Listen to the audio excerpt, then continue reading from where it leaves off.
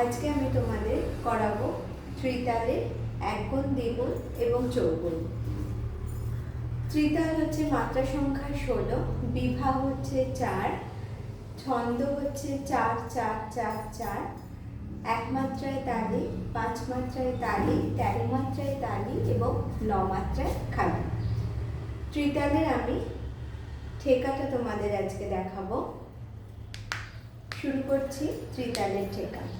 ধা, ধেন, ধেন, ধা, ধা, ধেন, ধেন, ধা, না, তেন, তেন, না, তে, টে, ধেন, ধেন, ধা, ধা।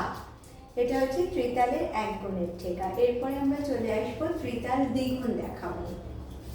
ধা, ধেন, ধেন, ধা, ধা, ধেন, ধেন, ধা, না, তেন, তেন, না,